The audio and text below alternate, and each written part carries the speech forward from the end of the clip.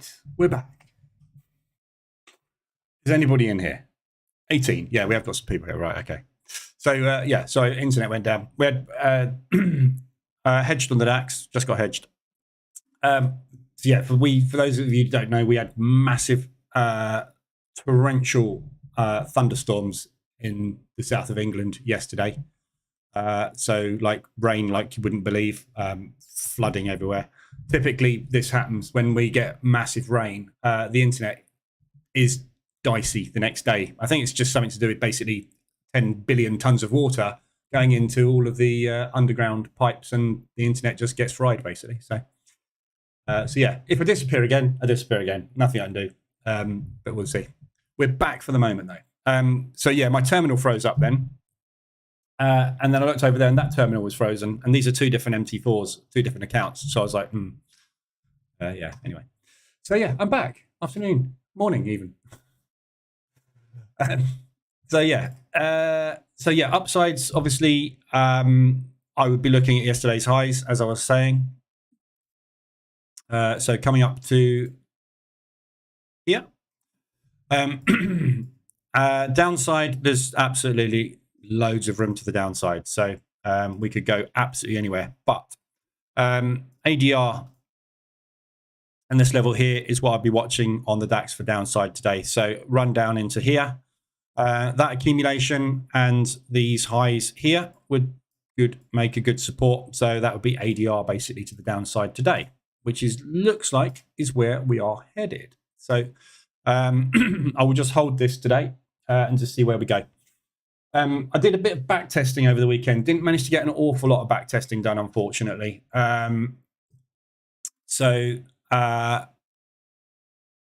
What I did get done, which wasn't a lot, basically Friday was a bit of a washout because we had a double hedge on the US indices, but that's the wrong spreadsheet.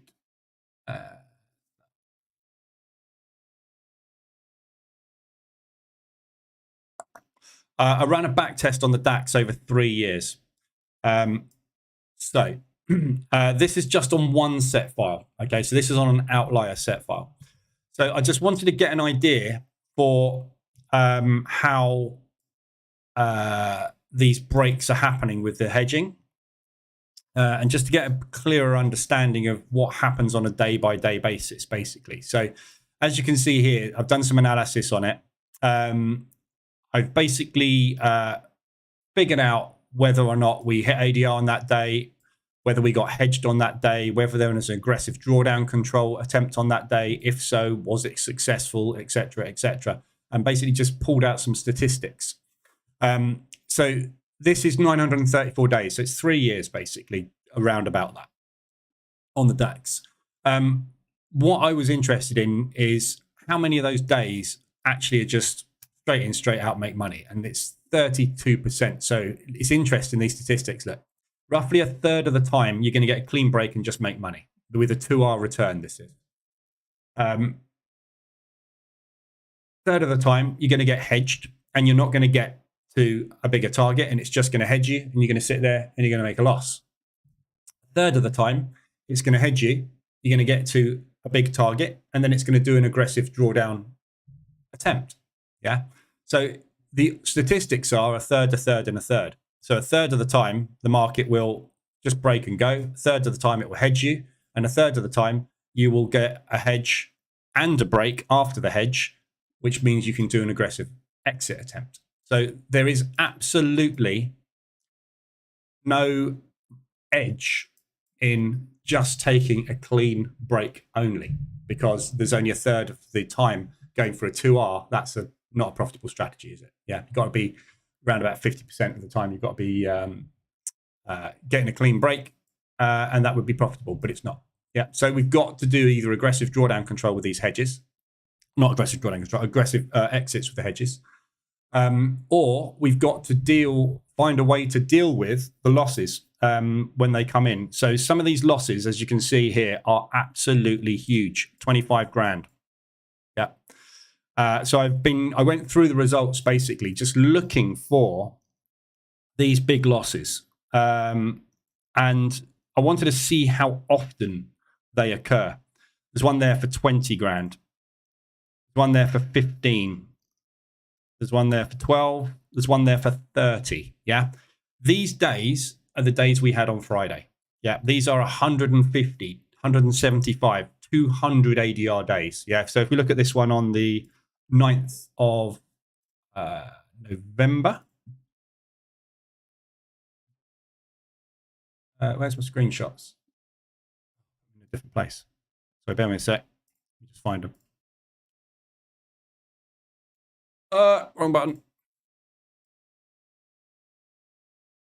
What date was that? 9th of November 2020.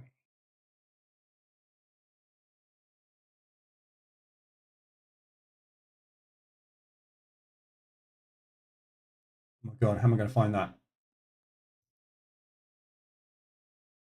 November 2020. Oh, there you go.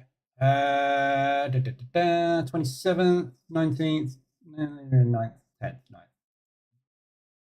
So if we look at the DAX on that day, yeah, buying news event. These are the days you can't do anything about hedges. You are just not going to get out of them. Yeah. So ADR would be it's there. Look, that's ADR. That red line there, solid red line. That is ADR. Look at that. That's 300 ADR.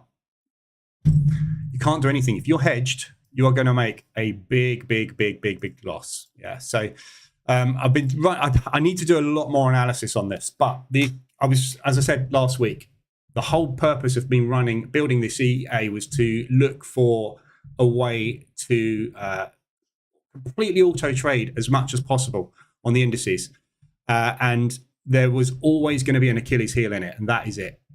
So if you get big ADR days, it's going to wipe out all the profits that you've made. Yeah. So looking at this P&L over a 3-year period, it basically ended up after 3 years with a $7,000 loss, a 0.7% loss. So for the entire 3 years, it broke even, basically. The reason it broke even is because of these big days here. So the strategy is sound the vast majority of the time. Somewhere in the region of 85% of the time, the strategy is sound and it works absolutely beautifully. $73,000 loss. So we got to look at that day just while I've seen it. 13th of December 2022. I just need to look at that one. I didn't realize there was one that big. I didn't see that. Was it 13th of December 2022?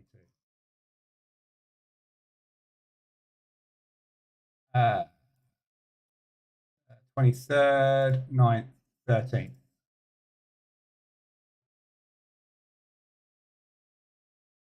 Yeah, just another massive losing day. That's 73 grand because we would have been highly profitable. The other thing is this is risking 1% risk. It's not using a flat risk. So so basically, it seems it's news days. So I need to, what I've got, my next step of testing is to go through this and basically have a look at every single one of these days, which is large losses, and figure out why that happened. So I'm going to go through. I'm pretty sure. Most of the time, there's a few of the days which are basically just normal trend days, but they tend to have a pullback at the end. It's the news days that don't seem to. So it seems to me that the way to obviously correct this is to use news filtering and don't trade over the news. However, there's a lot of news days where it makes an absolute killing because you get a clean break while you're in it, the news takes it your way and you make a fortune. So what do? Filter out all the winners as well? Do you know what I mean? There's just no way of making it work 100% on news either, because some of these, if you filter out all the winning days on news, they're still going to be massive. They're not anywhere near as big as these wins, though. That's the thing. So I just need to figure out a way of trying to get around those days. But from a prop perspective, this strategy is has incredibly profitable runs. Like you will make 50 grand a month on this. And other months you will just flop around. Yeah. So from a position of a prop firm trading perspective, as long as they allow you to use EAs, and as long as they allow you to hedge, or rather not use EAs, you could just hedge in general, basically, you can do it manually. It's got real potential for making a lot of money out of prop. But it will obviously blow as well. So we know that from the opening range breakout EA. Opening range breakout EA, I've proved it. I've passed evaluation in a day. Phase 1 in the morning, phase 2 in the afternoon, funded in the evening using the opening range breakout. So we know it can do it. But this has, because of the way it hedges, you've got this, or rather that one, and that one, which equates to 65% of the time, you basically make money. Yeah, so it's got 65% strike rate with a 2R return. So it's very profitable. We just need to look at how we can filter out some of these big losses, because it's only the big losses. Normal losses, no problem. The 3 grand, 2 grand losses, that's just trading. Yeah, we're going to take losses. We're going to make 3 grand. We're going to make 5 grand. We're going to lose 1,900 and then make back 5.5 the next 2 days. Yeah, it's just, that's trading. It's the big losses we've got to get rid of. So I need to go through this manually. It's going to take me probably, I don't know, 3-4 weeks maybe, because I've got to back test probably a good 10 or 20 variations of the strategy across 4 different indices, manually eyeballing, screenshotting. Yeah, it's a big job, but there is a definite edge there. So exciting stuff, but I didn't manage to get much done this weekend, unfortunately, because I had other stuff on. So anywho, but yeah, so that's my findings over the weekend, just for those that are interested. If you're still here, obviously, because we disconnected. So we are short on the DAX. So we're running down on the DAX. So 5R target is down there, just below, just above ADR today. So that is where I will be headed. Morning, everybody, again. Naz is this afternoon. I don't know what your name is because you've just got the letter A, but you trade the Naz in the afternoon, not in the morning. What about increasing the clearance when there is a news days? Increasing the clearance. The trouble with the news days is you will already be in a trade. Yeah. So if you look at news for the UK, rather for the Frankfurt session, the big news tends to come between 10 a.m. and 2 p.m.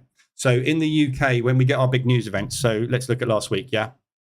European rate announcement. So the pound GDP doesn't really affect the DAX.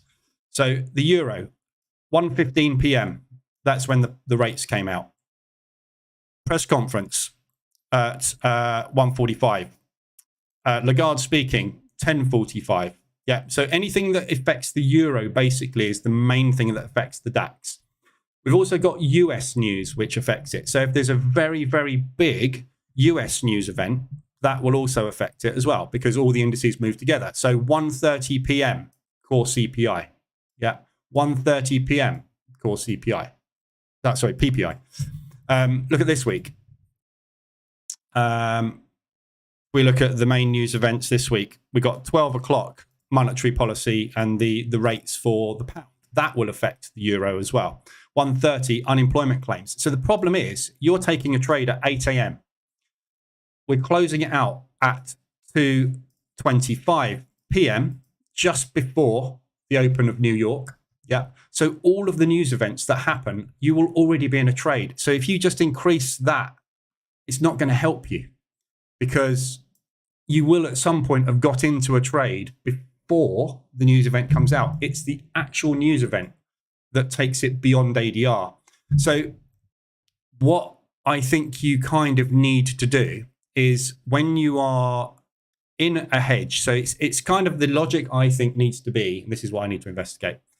If you are in a hedge and there is news at 1:30, you close the trade before the news and you take the loss, whatever it may be, if you haven't got out of it. Because the chances are that could go 150, 200 ADR and kill you. that isn't going to kill you. That's just a loss. That's a 3K loss. We can get that back, no problem. Yeah. We can't get back a 17, 20, 30K loss. So it's a case of you need to be aware of the news. And it's only certain news events. And again, this is something I need to eyeball. I need to go through and look at all of these big losing days. What news was it? Because we know that there's certain news events that move the market. There's certain news events that don't. We also don't know which way it's going to go. The euro rates went up last week unexpectedly. The euro collapsed, 150 ADR. That's totally what we do not normally see. Yeah. So, but at the end of the day, it doesn't matter what it does. If you're out, you're out. You can't take that loss. And part of making money in trading is not making more money out of profitable strategies. It's about eliminating loss. If you eliminate your loss, you're automatically more profitable. So that's the plan anyway. But yeah, it's definitely news. Seems to be news related. So it's good. And I knew there was going to be an Achilles heel in it. I said, didn't I, last week, whenever there's something that's too good to be true, it's too good to be true. 9 winning days on a trot, fine. Friday was the Achilles heel. I made a loss on Friday. And it wiped out probably 2/3 of the profit I've made in the last 2 weeks. Nothing you can do about it. Yeah. Big day. We had 150 ADR across the US indices. So anyway, so yeah, I will do more evaluation on that. But as Paolo's just said, are the big losses news days? Yes, they are. There you go. Maybe column with max drawdown to see if it's worth setting a max drawdown before killing a trade. I don't really think that's going to make a lot of difference, to be honest. Your max, you can set a limit that you want to lose. That's not a problem. You can do that in the opening range breakout EA already. That doesn't help you. Historically, what you made losses out are not going to be the same in the future. So you just need to close the hedges. Basically, the strategy, the hedging strategy, find some examples. Yeah. So look, there you go. News day. That's just an ADR one. But if you go through it and look at the, these are the days we've just been looking at, but the clean break days, yeah, where you're making like 3 grand, whatever it may be, those days, no issue at all, 33% of the time.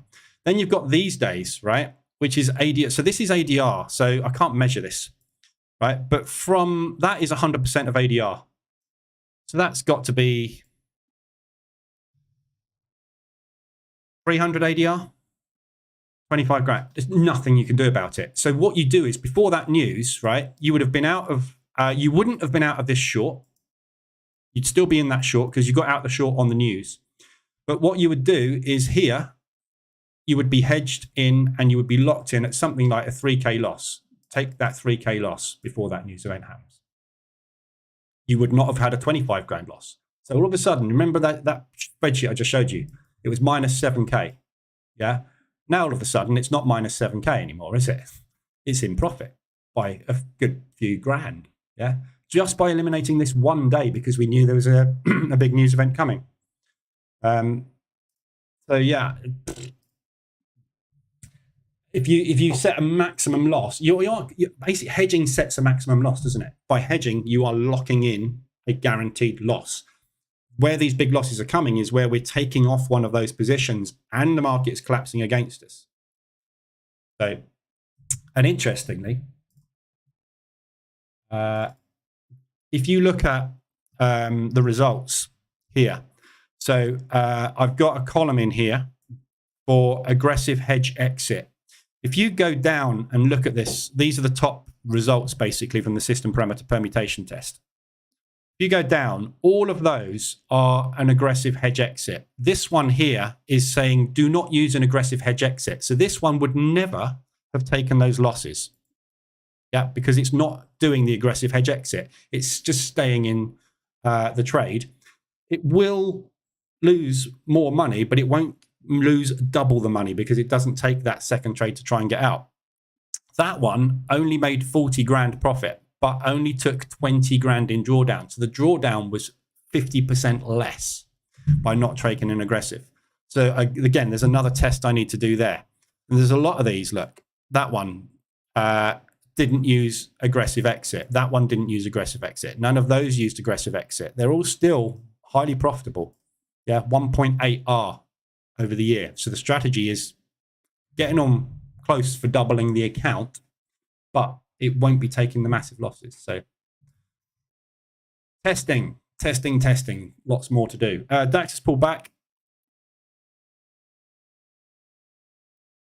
So back inside the range at the minute.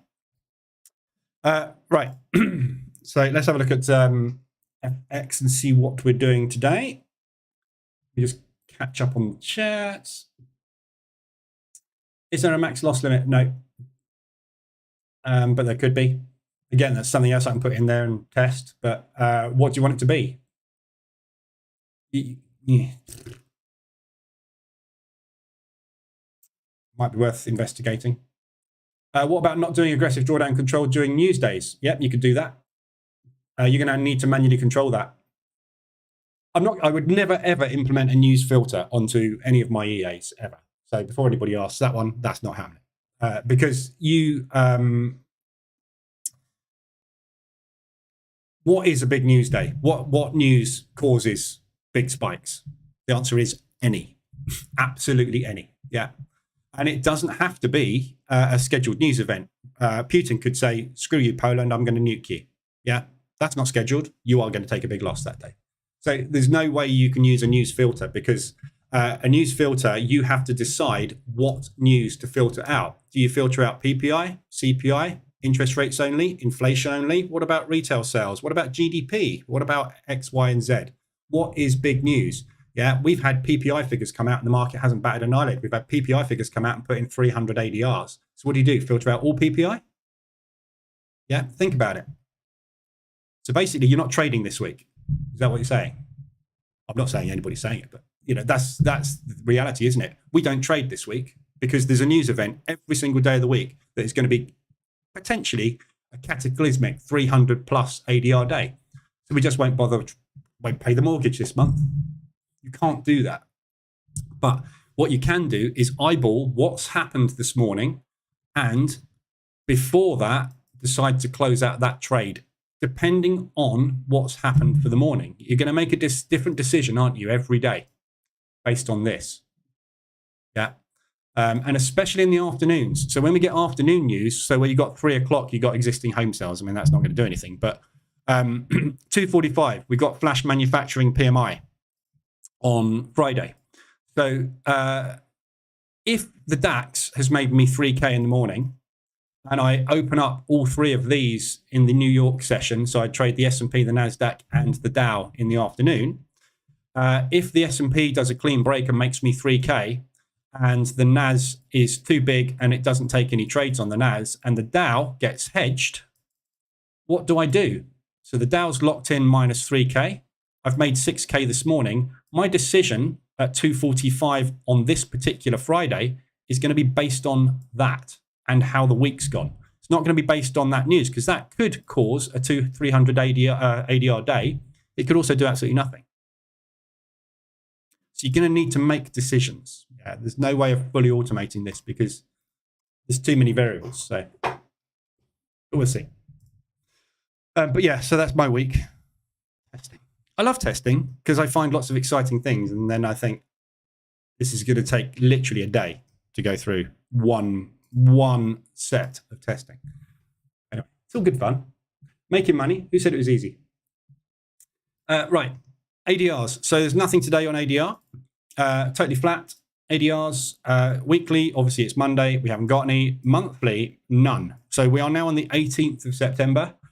We still haven't had anything hit its monthly range. These monthly ranges are contracted as well. Yeah. Because of last month being a flat month, we're going to have a slightly contracted monthly range, and we still haven't hit anything. So it just shows you how little this market is still moving at the moment. We are getting movement intraday, but as for movement outside of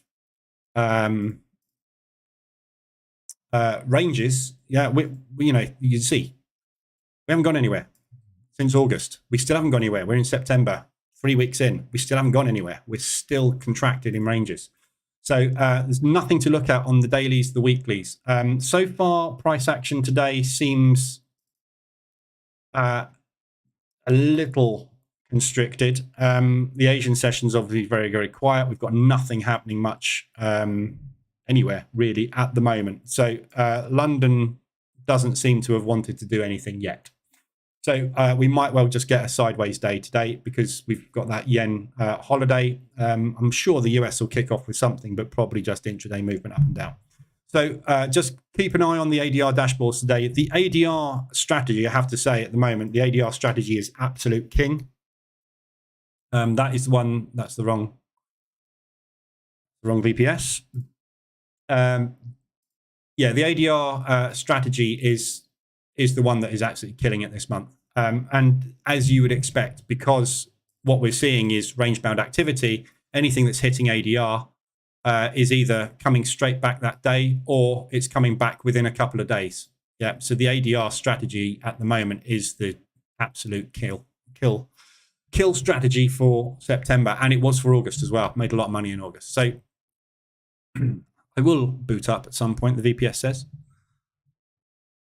We'll have a look at the strategy in a sec. So yeah, so there's nothing there. RSIs, very little on the RSIs as well. We had a couple of days last week where we had some hourly RSI extensions, which allowed me to get into a couple more trades. So I've got a fair bit of exposure on now, which is good.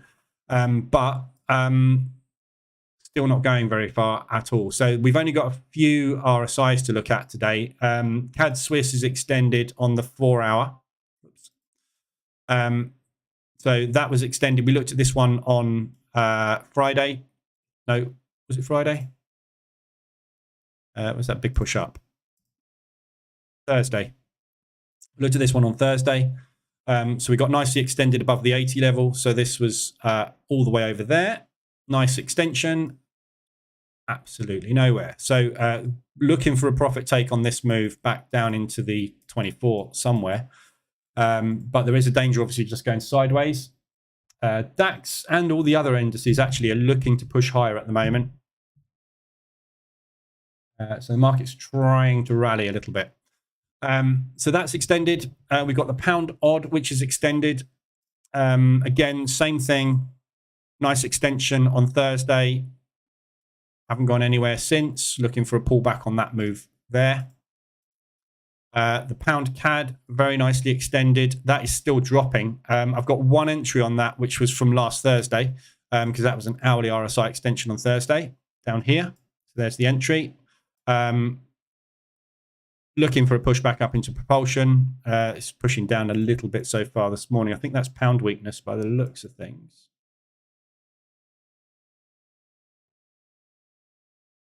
Might be Canadian strength.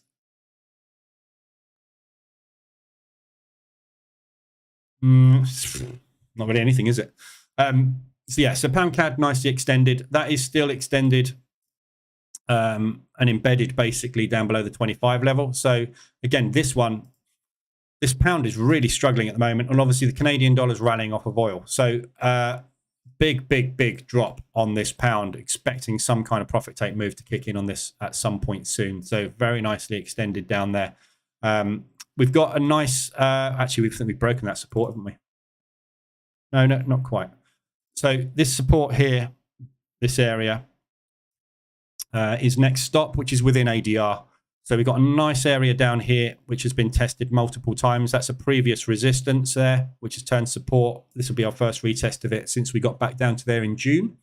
So looking for basically just some kind of profit take move off of this, just to get out of that one. And your other extension is pound New Zealand. So that's just come out of extension, but hasn't gone anywhere. So we got down to the 25 level, still extended.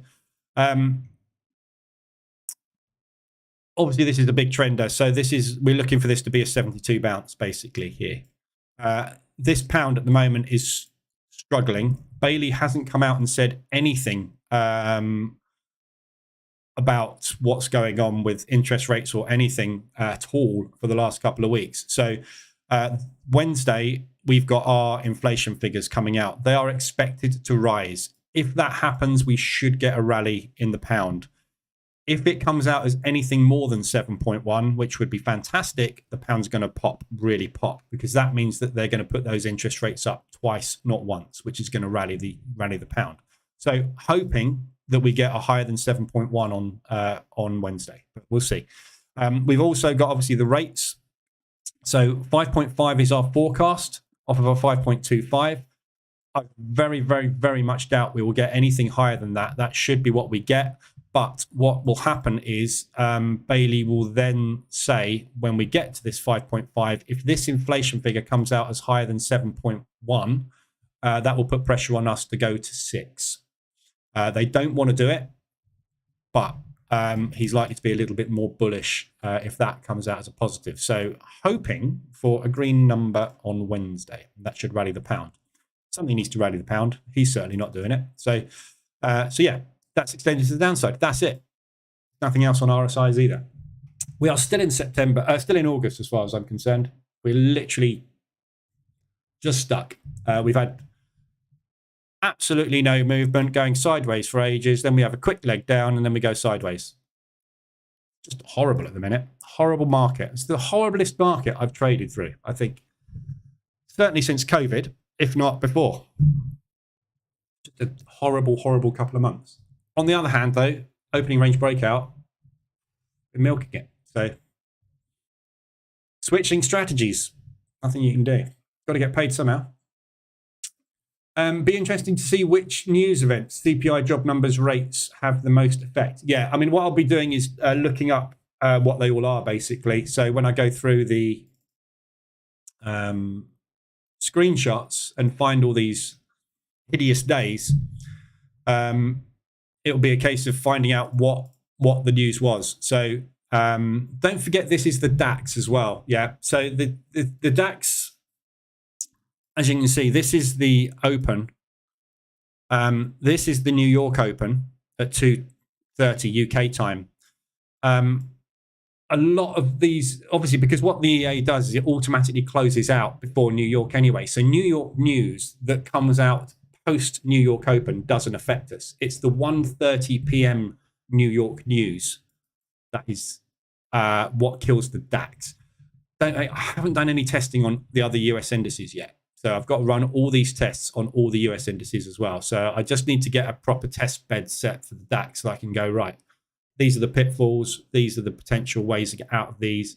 This is what we need to test. This is what we need to get as results. Then I've got to repeat that process on the other indices. So, and obviously they're going to have different things happening news-wise. But yeah, news is the killer. And normally, obviously, with the normal opening range breakout strategy, none of this would affect us because we wouldn't be in here. We'd be out by there. And if we weren't out by there, we certainly would be out, wouldn't we? Because with the ORB strategy, we use stop losses.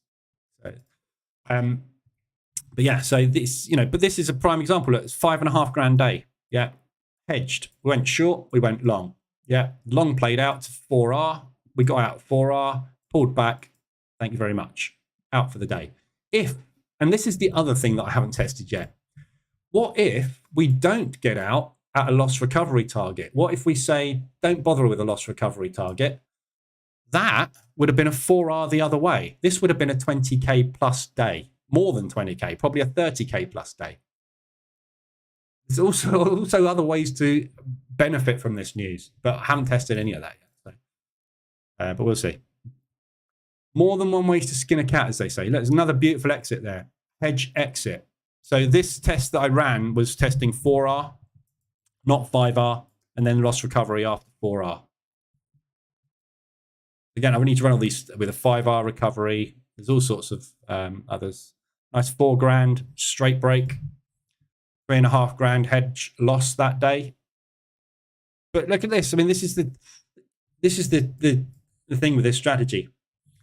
If that had not have stopped there and it had got to there, what would have happened is that would have turned into a 5K plus day. Difference between that and that is difference between losing 3 and making 5. Tiny little movement. So it's so intricate, the making or losing money on this strategy. It really is. But some big, these saying about these days, look, these are constant winning days. 5 grand profit, 1,700 profit, 5 grand profit. We're talking prop firms.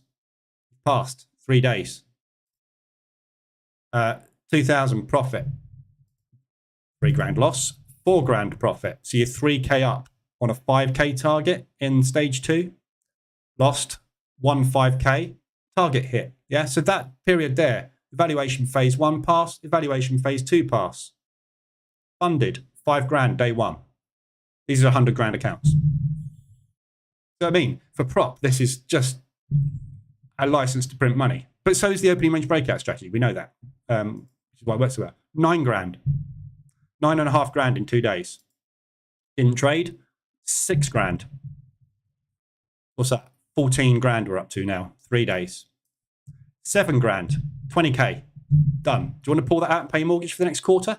Because you just passed evaluation phase 1, evaluation phase 2, and made 20 grand in how many days is that? 1, 2, 3, 4, 5, 6, 7, 8, 9, 10. 13 days, 2 weeks, 20K, banked. See, the profit, it's just, I think this is perfect for prop. Absolutely perfect, this strategy. Better than the ORB strategy. Needs more testing. Morning, Rajiv. DAX can't make its mind up. No, not this morning. Yeah, we're stuck. There's no news today. So this is I'm not quite sure what we're hanging around for today. It's just a quiet day. The market does tend to do this. When we have a very aggressive move on previous days, so when you've had a big down day or a big up day, the market is shell-shocked the day after. We quite often have quite a slow open. So New York might well be the same this afternoon. But yeah, so quiet there at the minute on the DAX. Not a lot we can really do about that today. So yeah, running through my positions. Euro, US dollar. Got 4 on that at the moment. You know, story of my life. I really feel like a broken record in here, but you know, propulsion to propulsion, we are just going sideways on this at the moment. Really, really want some negative US news this week. Negative US news this week. We completely clear the decks and bank a load of profit. That's all I want is some negative news on the US, but it just doesn't seem to be getting it, does it, at the moment? So yeah, 1.25 away from average on it. Have banked some profit on it. I've banked profit on it 3 times. Done a bit of drawdown control, so it's in profit overall. Just waiting for some movement on that one. CAD Swiss, got single position on that. Looking for a TP down in propulsion, which is 125-ish ADR from where we are at the moment. We've just gone sideways on Friday since I got in. Euro odd. 2 longs on that. That's in profit. I nearly closed this out on Friday. So basically Friday I had the opportunity to close out about 0.4% up here. I didn't take it because I don't see any reason why we won't come up and test this area. Look at this. This is beautiful. Lovely bounce, lovely bounce, lovely bounce, lovely bounce, lovely bounce, lovely bounce, break. Hit that 5 times. Surely we've got to retest that level. But they have sold out of the propulsion gap where they started the move. So I might regret not taking that off, but we'll see. We've got lots of news this week on the Australian dollar and the euro. The Australian monetary policy meeting minutes are tomorrow. If anything bearish comes out of that, we're going to see a pop on the euro odd overnight. So that will be basically TP'd overnight. So yeah, that one's in profit at the moment, but not really enough for me to bank now. Euro CAD, 1 position taken on the news drop on that RSI extension on Thursday. Again, looking for that propulsion gap fill to get out. So hopefully we're just going to get a W pattern reversal there. Euro US dollar, still in this. I've got 1 fat fingered position on it, but there's 2 taken with the EA and 1 that I took manually because the EA didn't look like it was going to get it on, and then it finally did a few hours later. So little bit overexposed on this one, ever so slightly, but I'm not too worried about it at the minute. Again, any kind of US dollar weakness this week, and we will see all of these corrections happening. The Fed, this week is going to be really difficult for the Fed to rally the market. If you look at the rates, so let's look at the fundamentals on the Fed. So if you look at where we are from an inflation perspective with the US is there. Interest rates are at 5. We didn't increase them last time. Inflation is now at 3.7, ever so slightly gone up. Yeah, they're looking to freeze interest rates again, and I don't think there's any reason why they should increase them this time round. But if it's all going to come down to whether the Fed say that they are happy with this, and it looks like we're going to hit the target, because it was coming down very quick. You remember the last number we had here was 1. Yeah, so it came down by 1%. Quarter on quarter. That was too fast. So they had to freeze those rates. Now it's slightly gone up. We tend to get back to, it will move in a very similar way to normal markets do, whereas it will come down, have a recovery, come down, because it's a delayed reaction interest rates on inflation. So I think the Fed is going to come out and say, we're happy with the way this is all going. We don't see any reason why we should increase interest rates anymore. We will keep an eye on the data, the usual stuff they say. But this now, we've had 2 5.25s. We're now getting 2 5.5s. I think the next thing for them to do is a 5.5. Is they're going to say, I think, that they're going to do a 5.5 in October as well. If that is the case, we should see the market lose a little bit more faith in the US. So it's all going to come down to what the Fed basically say. We've got no news before FOMC, but after FOMC, we've then got the unemployment claims. If that comes out as a red number, that will be the final nail in the coffin, and we will get all these moves on this US dollar movement we've had over the last couple of 4-6 weeks start to unravel. So we're just waiting for the US to do the usual thing where they talk it down, talk it up, talk it down. We haven't had it talked down yet. So hopefully that's going to happen this week. Pound odd, stuck one position, taken on Thursday, haven't gone anywhere since. That's just first entry on. Same with the pound CAD, first entry on down here. This one's dropping a bit. Oil is still rallying, unfortunately. I'm waiting for a bit of a pullback on oil. Ain't getting that either. So all the time that's rallying, the Canadian dollar will rally. So pound CAD is obviously being battered down a little bit harder than the other pounds at the moment because the oil price is still rallying. Euro looks like it's popping.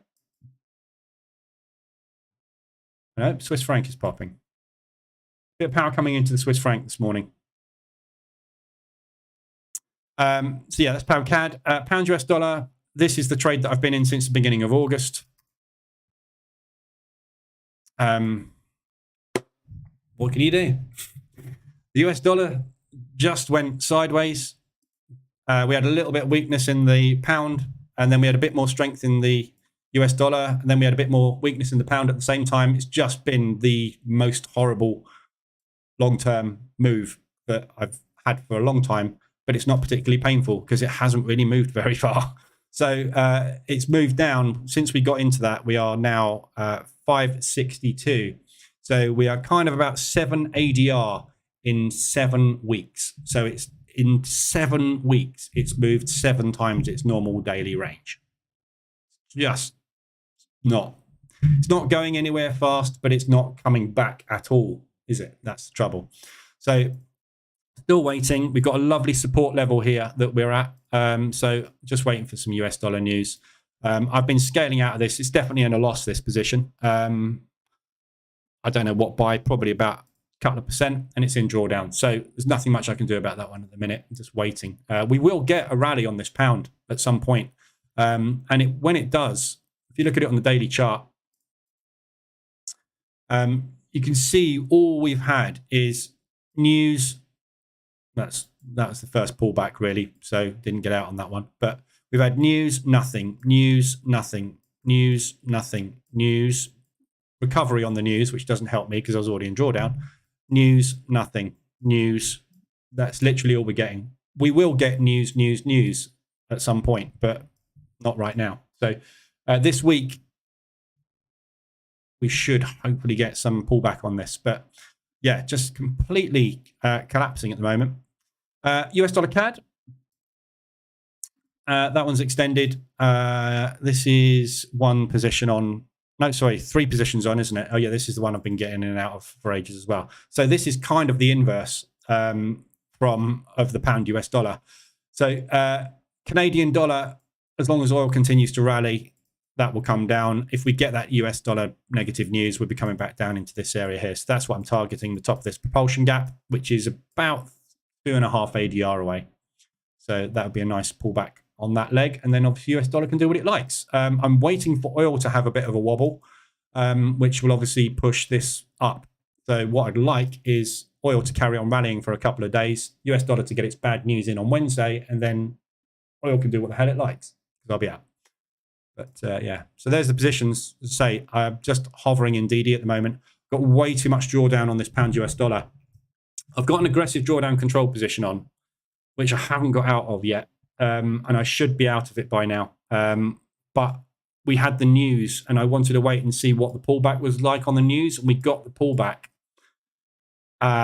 So in theory, I should have really taken that aggressive off. So I've been a bit naughty, and I've got too much aggressive on this at the minute. So I took it off because basically I didn't want to get stopped out on a spread overnight. So I will move that down now.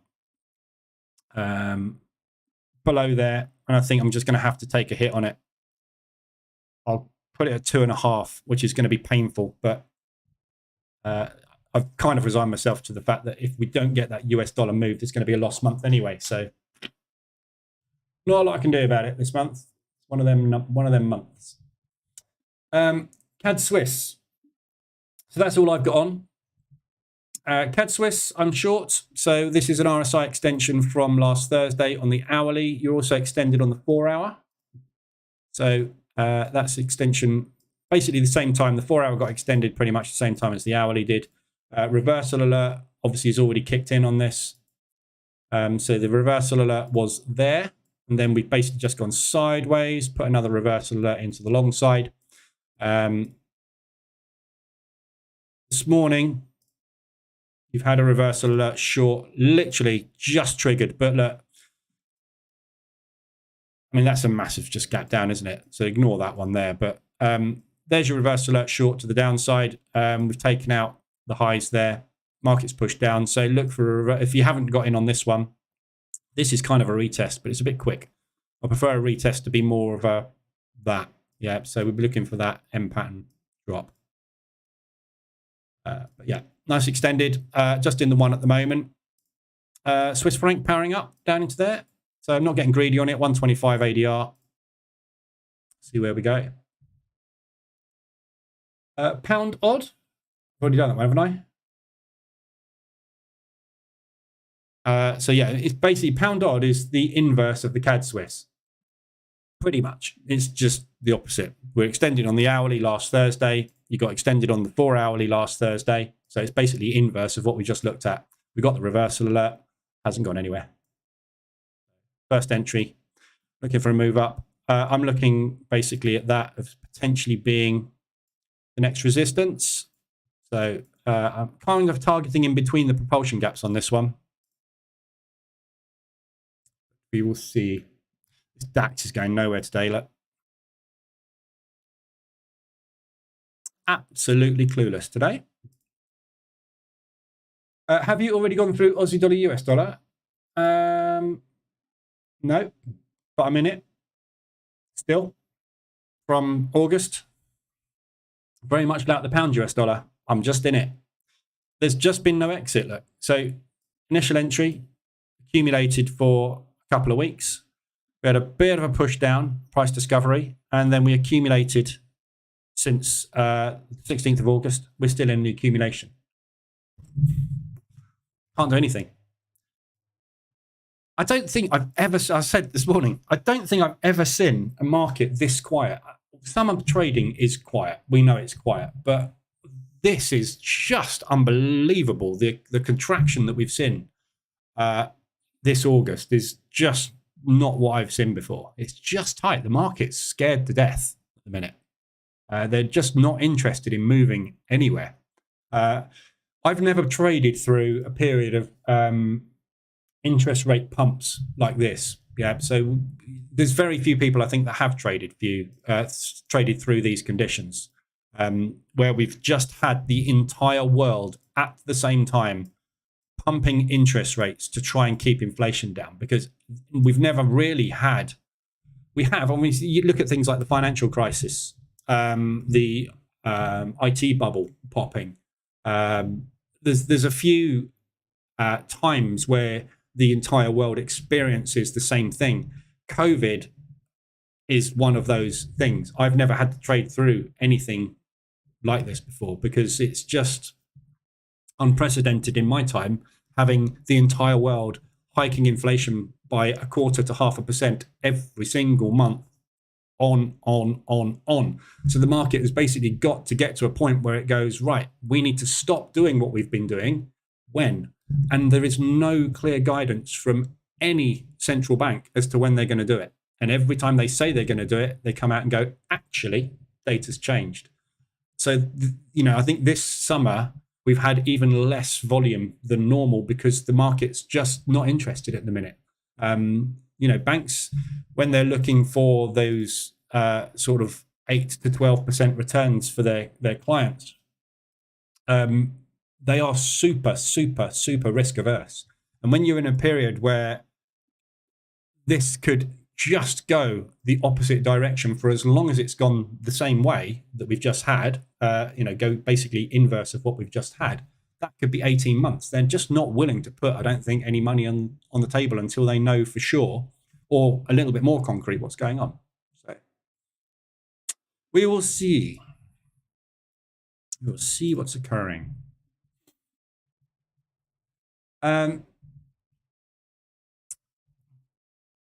You are drawdown already by 5%. Yeah, on pound US dollar, yeah, 4.75. 5.8 on the portfolio. I mean, if you look at the portfolio is 5.8, which is, it's not an issue. 10, 15%, I start to get, need to do something about it. The reason I'm being a little bit lax on this pound US dollar at the moment is because everything else is absolutely fine. I'm not in a squeeze. When you're in a squeeze, you tend to find there's a couple of currencies at the same time which are squeezing you. This isn't a squeeze. This is just the pound US dollar is kind of a perfect storm at the moment, which is why I'm happy to take a little bit more drawdown on this, because there's nothing else that's really at all worrying or impactful or anything. It's just not moving. Yeah. It's just an anomalous situation at the moment with these markets. They're just sideways. If you're trading anything with a stop loss, and you're not using a portfolio and position trading approach, none of this really affects you. If you're a trend trader, you're stuffed, obviously. You've been stuffed if you're a trend or a breakout trader, you've been stuffed the entire month of August and September. People have blown every account, every penny, they've lost it all, because they're trying to get onto trends that just have not emerged. You can see they're just not happening.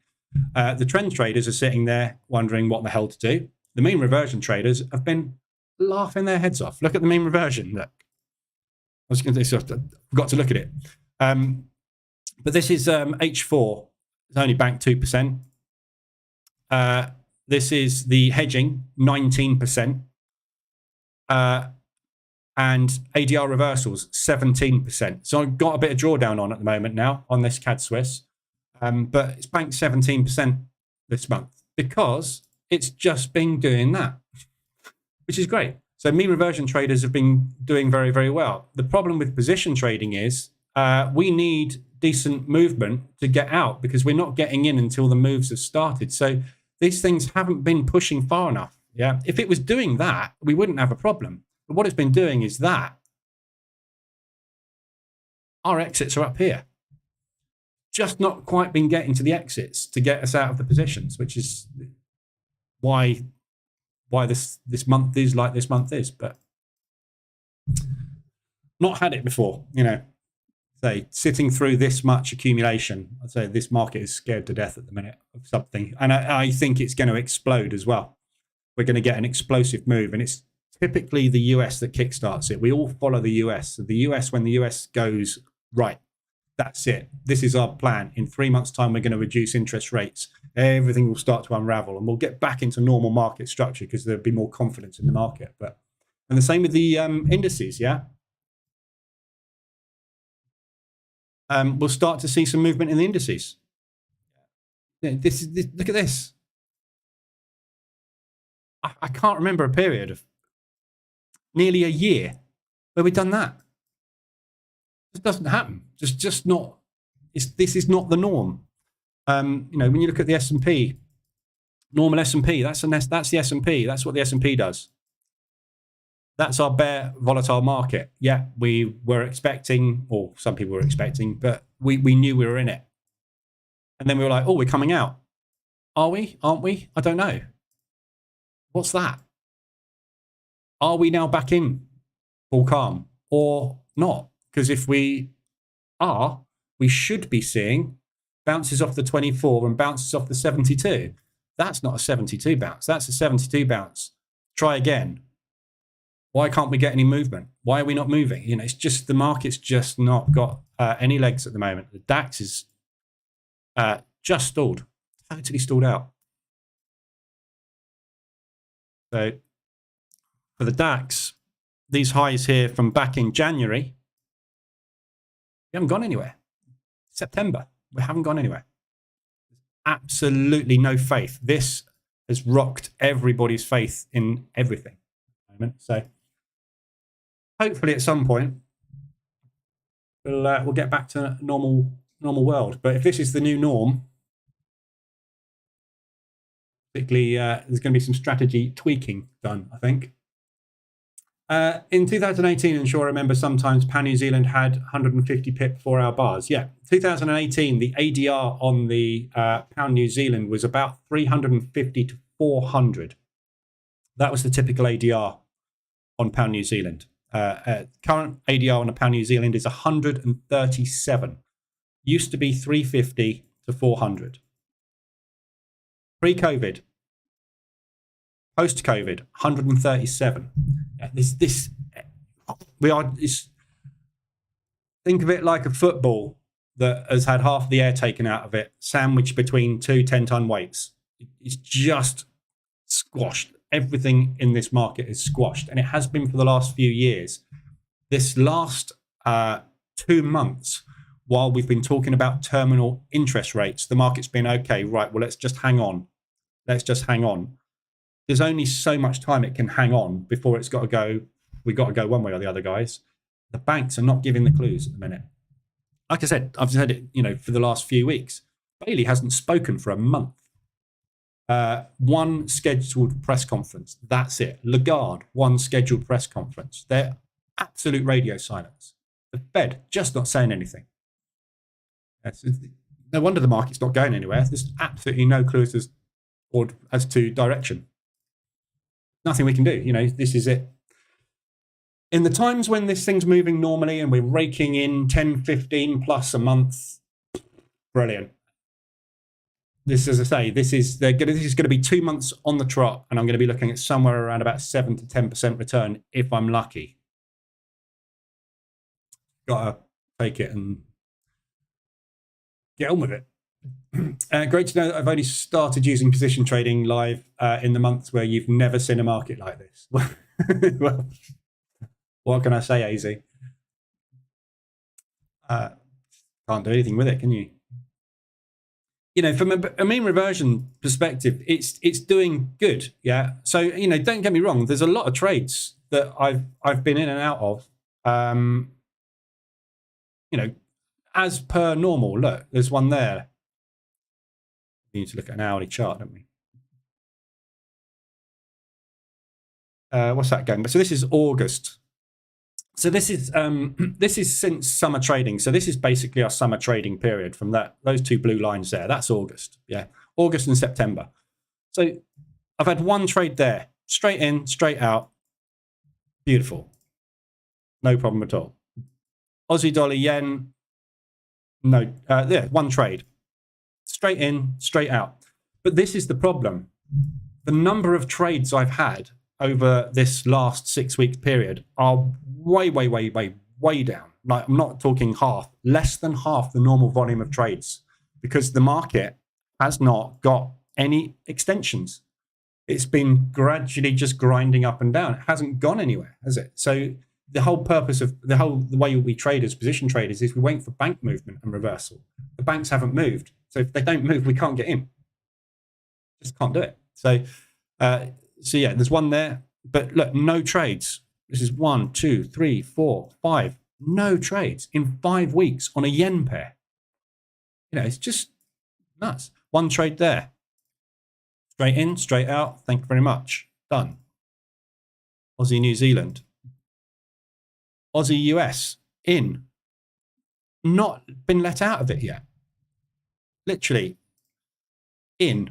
Sideways for a week and a half. Down. Sideways. 4. 1, 2, 3, 4, 5 weeks. Sideways. I've only managed to get 4 positions on in 6 weeks. It's just not. What can you do? You can't do anything.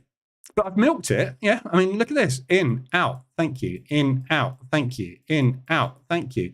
If you come down here again, I'm getting in and I'll get out again. If you keep going like this, I will get in and I'll get out and I will keep banking money. But that's not the norm, is it? That's not position trading. That's just getting out for boredom because I need to put something in the P&L because it isn't moving.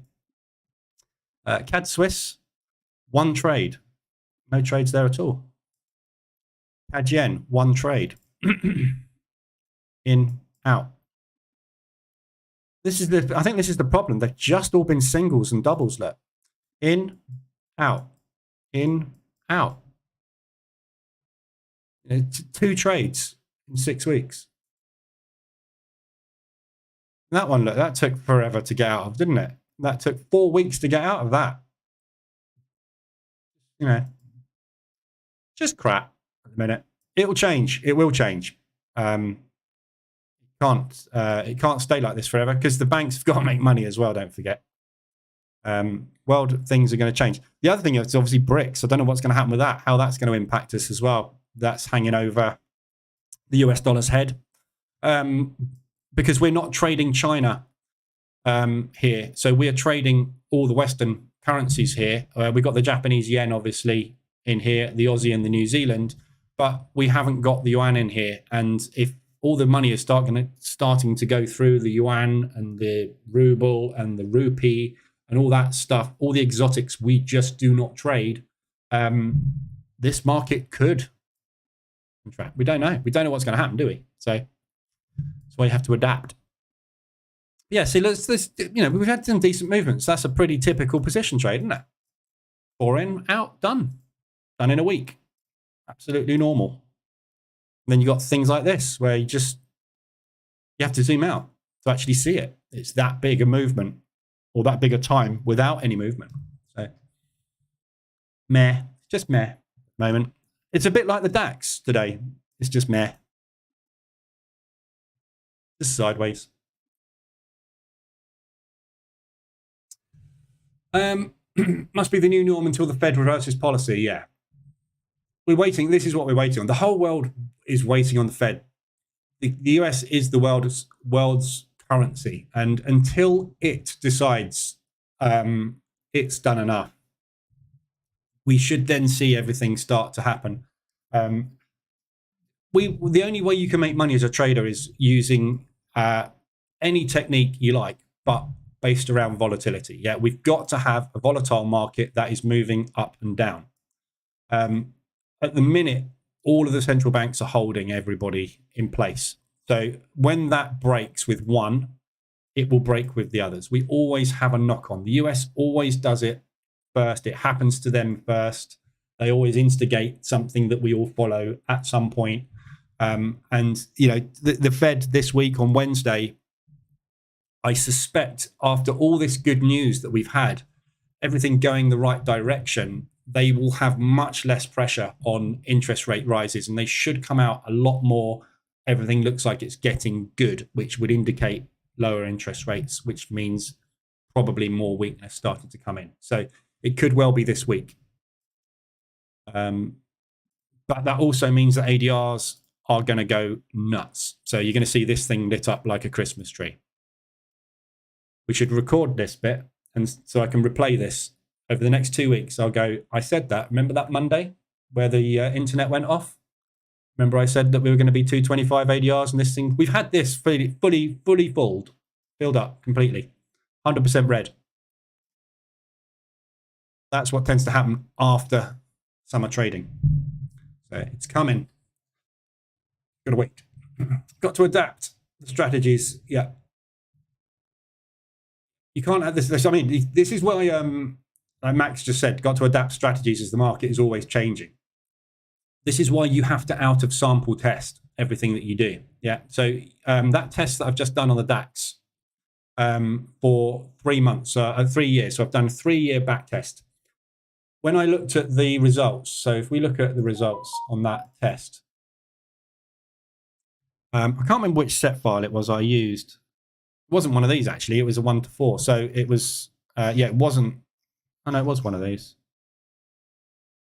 It's 2 to 4 and a 2. So it'd be one of those, something like that. So back test that I ran was something like that. So as you can see, it was returned to 1.82. This test was done over 8 months. I take that test and extrapolate that test. It's not actually this. It'll be one of these down here somewhere. But anyway, I take that test and extrapolate it then over 3 years. So when you take the test results you get over 8 months, and then you run it over 3 years, you get different results because obviously it's a different period of time. If that is still break even or profitable, you know there's an edge in the strategy somewhere. Yeah. If you take those results and then you play it over the previous 3 years and you do get something completely different, like a massive loss, that edge is not something you can use unattended. However, does that mean it's a bad strategy? No. It means that it didn't work in that market condition. So what was the market conditions 3 years before COVID? What are the market conditions been since COVID? And what are the market conditions been in the last year? They'll be very, very different, and you'll get very different movement. So if you can find a strategy that you can backtest over a year and it works, then take it over a longer period and it does pretty well as well, and then take it out of sample to a period of time where it wasn't in COVID and it still worked there, you know it's something you can pretty much set and forget. Why do you think it is I don't have any set and forget EAs? I haven't found a strategy that can do that. There isn't one, because you've got to change the strategy. We were just talking earlier about ADRs being 300 to 400 pips in 2018. It's 130 something now. Yeah. Do you think the same strategies that worked in 2018 on the pound New Zealand will work now? God, no. I would have a hope in hell. You've got to adapt the strategy. You've got to change the strategy and adjust it for the current market conditions. Problem with that is obviously when you adjust it, the market conditions will then change again in the future. So how do you know what you need in the future? Answer is you don't. You can't, because you can't see into the future. So you've just got to look at what's happening and change and adapt and basically make your strategy as strong as it can be for the current market conditions. But you don't know what those market conditions are going to be. Is this going to stop out today and lose me 2.5%? 50-50 shot. I don't know. If it pushes down anymore, it will. If it doesn't, it won't. Nothing I can do to see into the future to decide whether or not I should have that there. If there was, I wouldn't put the stop there, would I? So, you know, it's just, you've got to change strategies, and all you can do with backtesting any strategy or looking at how a strategy has performed for you over a period of time is just analyze those results and come up with the best possible chance of that strategy. So when I do the system parameter permutation tests, I've got 1,200 runs of a strategy, fully automated. 70% of them produced a profit. So out of 1,200 different types of entry taken with different parameters of stops, trailing stops, targets, loss recoveries, hedging, or maybe not hedging with aggressive recovery, 834 of them all profitable. So I know that every single day, if I'd have done something different, it doesn't matter whether I'd used a trailing stop of 2, of 1, whether I'd gone for a TP of 2, of 1, of 4, whether I'd used loss recovery or not, I would have made money in the long term.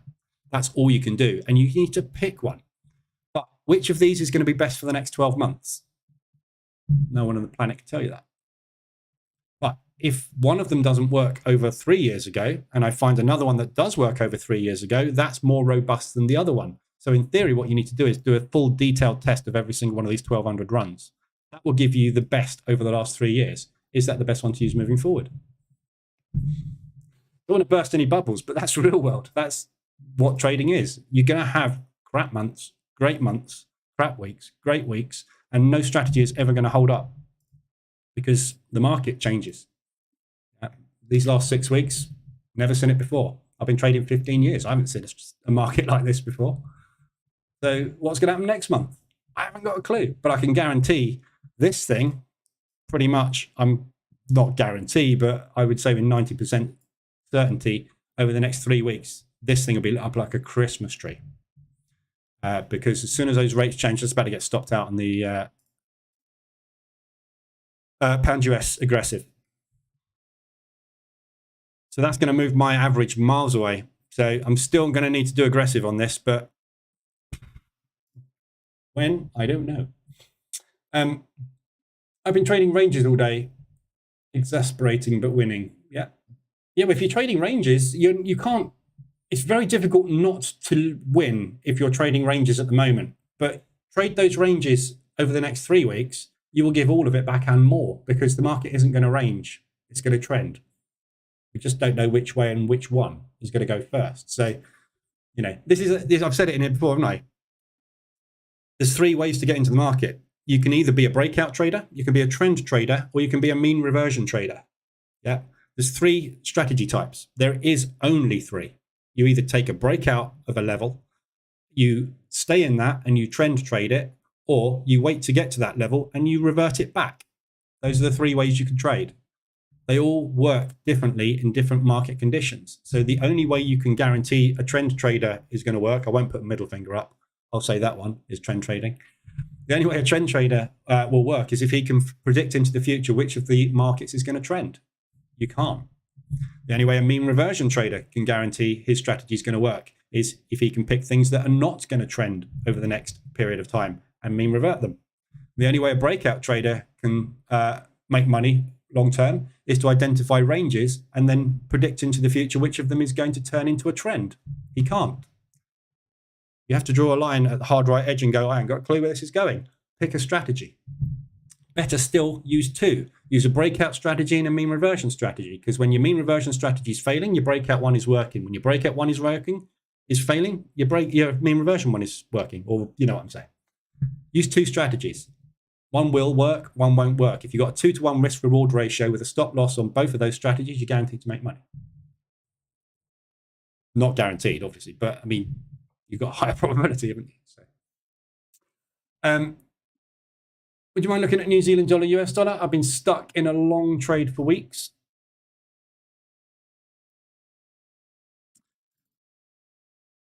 So, I mean, this is very, so I'm 1 in, 1 out on this, but look at my version of this. So the kind of twin to the New Zealand dollar, US dollar, if you like, is the Aussie dollar, US dollar, which is what I'm in. Virtually the same thing. I'm in this version. So you're in the New Zealand US, I'm in the Aussie US. It's the same trade. I'm stuck in it too. Not a lot you can do. You know, this is the thing. You have to accept there's nothing you can do. Yeah, if you need this thing to go up to there to exit your position and it doesn't, there's nothing you can do. I'm in the same boat as you are. I'm waiting. Yeah. In the same way as every trader that is wanting to mean revert a stop loss. So all of these smart money traders at the moment are sitting here waiting for it to break those 2 levels going, I'm going to short it when it gets there. I'm going to long it when it gets there. They're all doing the same as us. They're doing nothing because it's not doing it, is it? It's not setting up. Just pain. Pain will end. DAX has broken to the downside. New session low just gone in, which it looks like it's rejecting. So, yeah. Good potential long. Get out. Maybe. Don't know. It's not doing anything, is it, at the minute? How do you think the BRICS alliance will affect the markets? Don't know. No idea. Again, you're talking about unprecedented. How do I think something that's never happened in the history of trading will affect trading? I have no idea. I think it will certainly weaken the US dollar because there will be less transactions going through the US dollar from that side of the world. Will it affect the volatility in the market? That I don't know. What you've got to think of when you're trading Forex, you are trading the relationship between two instruments. Yeah. So here we are trading the relationship between the Australian dollar and the US dollar. Does BRICS affect the trading mechanism within the Aussie and the US? If the answer is no, this is unaffected. Yeah. If you're trading the US dollar yuan or the US dollar ruble or the US dollar rupee, does it affect it? Yeah, massively, because those currencies could become the dominance. But from our perspective, is BRICS going to affect the pound US dollar, or the pound euro rather is a good example, yeah? Euro pound. No, because what they do with their transactions not going through the US dollar anymore has nothing to do with the euro, the pound relationship. So some things will be affected, probably, others won't. Australian currencies probably more affected than most because Australia does a lot of export to China. So does New Zealand. So if China turns around now and says, sorry, no more US dollar transactions, the Aussie-US relationship will change. Therefore, the Aussie-US exchange rate will change. So you might find suddenly that becomes heavily weighted one way or the other, and we go into a big move, which lasts for months. But when does it happen? How does it happen? Is the market going to preempt that and start doing it now, or is it going to wait until they announce something? Or is it going to wait until they announce something, see what the reaction is, and then 3 months later decide what they want to do? There's no button that goes, right, when BRICS happens, this happens. Something may or may not happen over a period of time.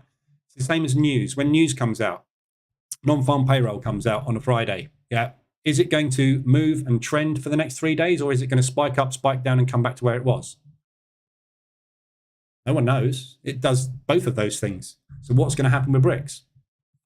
Hasn't happened. So no one can tell you, can they?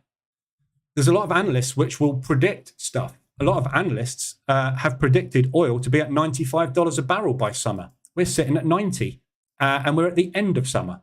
Yeah, this is their target that they set back at Christmas and said, we'll be up there by summer. We were like, no, we're not. We haven't even got anywhere near it. Yeah. So what analysts predict will happen will or won't happen depending on what central governments and banks decide to do with the information they get given. So your job is to look at what's going on and look for opportunities to get money out of it. Whether that will, what might happen is that you find we get this sort of movement.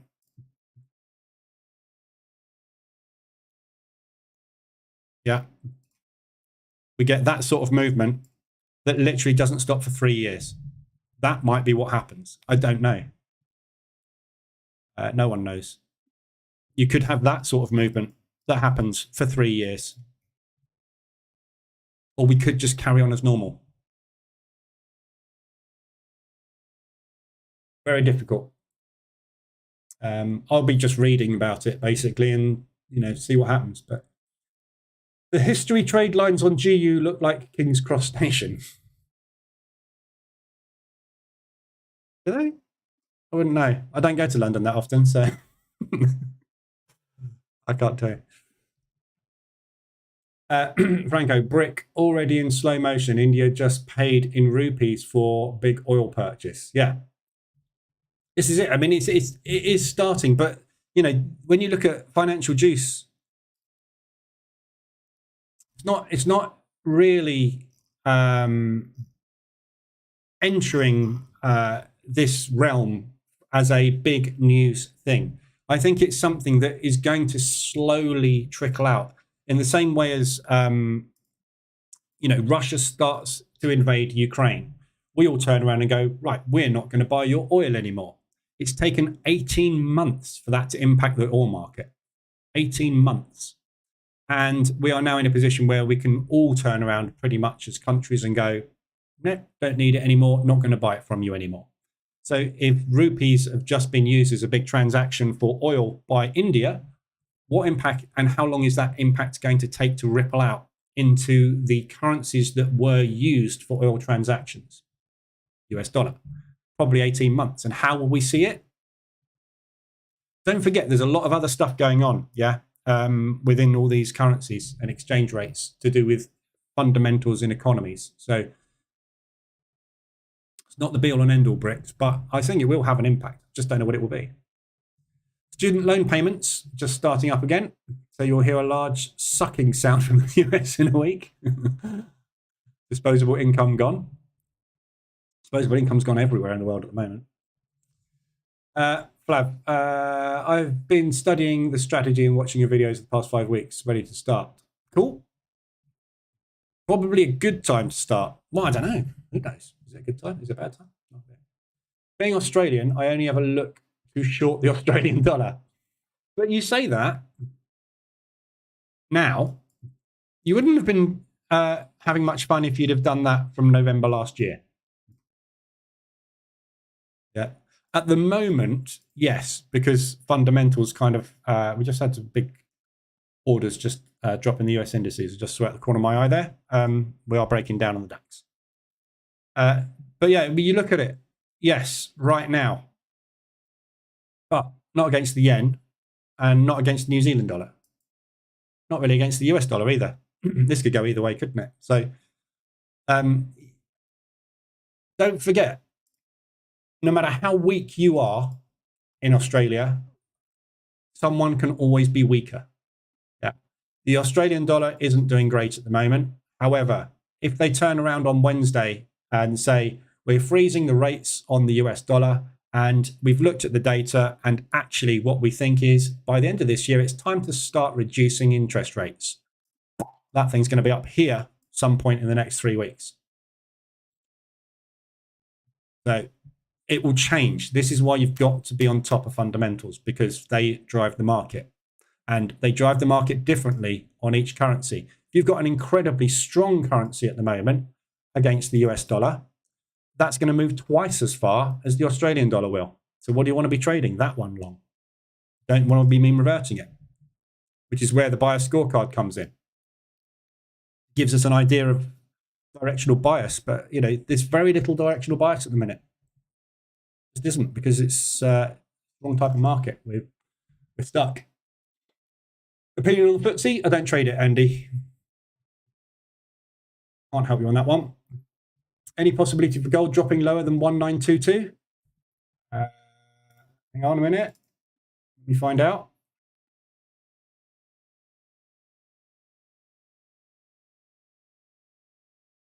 Yeah, definitely can drop below 1922.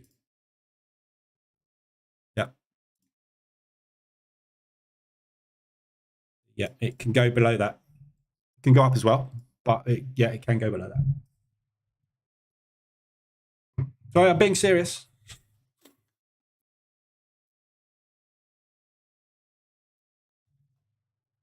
You tell me. And Endogram, when do you want it down there? Do you want it down there today? Because if you want it down there today, definitely, because it's within the average daily range of the instrument to reach that level.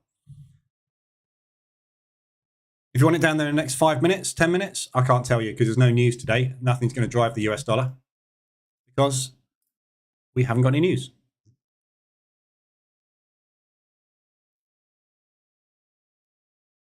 But you had a reverse alert this morning at yesterday's high, which retested.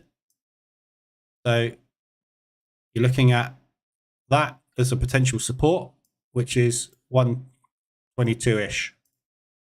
So the question you need to ask yourself is that 122.40 support from the end of Friday, can the market break that level or will it bounce at it? Tune in this afternoon to find out.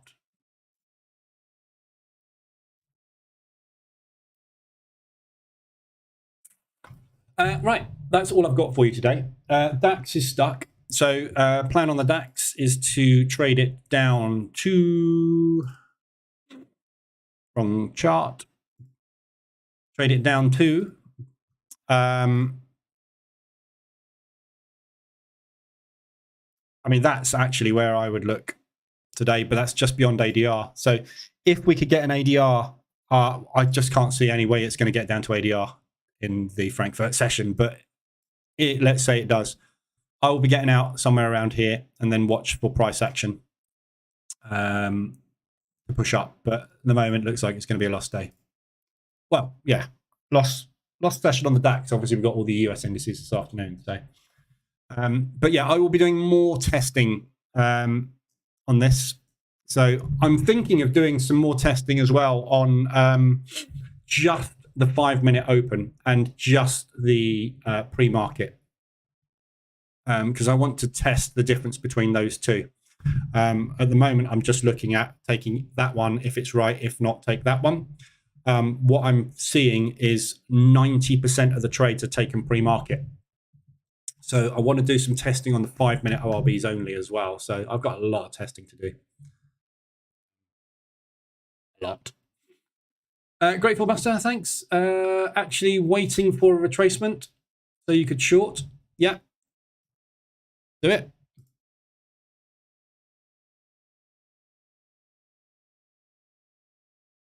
So what have I just changed there? Wrong one. That should be on the DAX. That one. So you've had the reverse alert there. So you're going to get a reverse alert if it pushes back up. Watch that propulsion gap and those levels of support. So we hit that. Then we moved up, hit that level. Then we pushed back down through both of those levels with aggression. So that's a big bank order, that propulsion gap. So if you wanted to wait for a pullback to short it, somewhere there would be where I would look to get in and then trade it down to 1922. But that was your entry this morning on the double top. Look. If only we'd known. Can you go through the pound CAD? Can. I've already done it. Pretty much. So yeah, one entry on that from Thursday, sorry, on the RSI extension. I'm just in with one, waiting for it to go long. Downside potential on this. So you've got two supports coming up, that one there, and then this one down here, which is 125 to 150 ADR. So this level here is a nice support.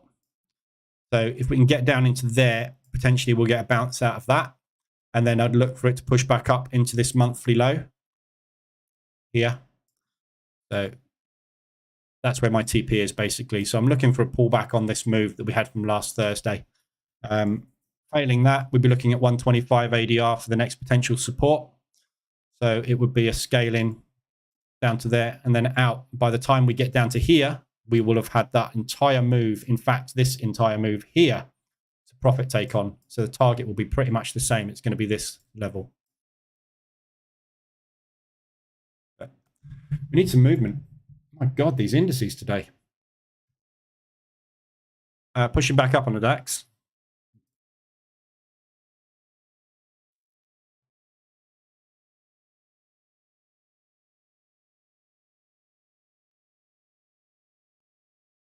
So we're pretty much undoing the entire last 15 minutes of price action.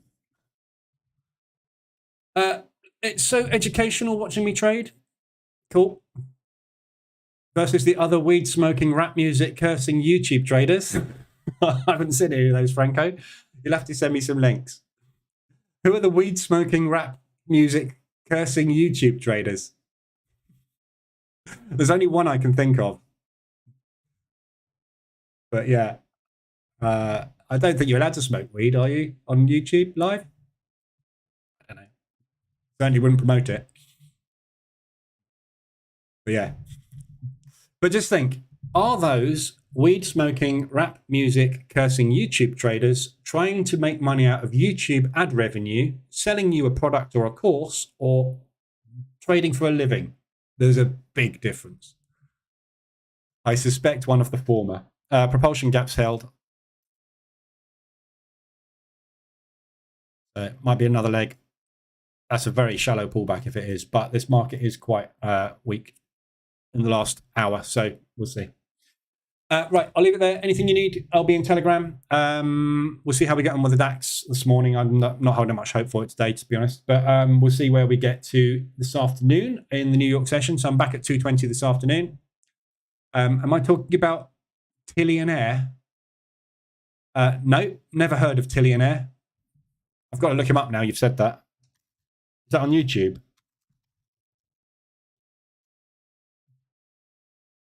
No, Trillionaire.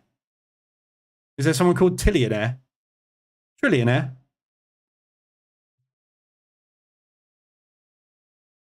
Trillionaire, Life of Jeff Bezos? No, I don't know. I don't watch other YouTubers, so I really couldn't tell you who any of them are. But because obviously I'm here, so I don't get a chance to watch YouTubers because I spend my time doing it. But anyway, I'll be back this afternoon, 2:20. We'll see how we get on with the New York session. No news today. Just be careful. We might get some big moves with that yen. No movement during Asia, but we'll see. I don't think it's going to kick off until this afternoon because we don't seem to be getting an awful lot this morning. So we'll see how we get on. And then, yeah, tomorrow all kicks off. So news all starts tomorrow, and then it's non-stop all week. So we'll have a busy week ahead, but it'd be nice to have a rest today. We'll see. Tillionaire. Misspelled his name. I think I typed it right. I think it tried to, it thought I meant trillionaire. But anyway, I'm not going to look at it. I know what I'll find. I'll see you guys later. Anything you need, come in the Telegram group. I'll be in there this morning. And yeah, hopefully see you at 2:20 this afternoon. If not, tomorrow morning, 7:50, same time for the Frankfurt session. Have a good day.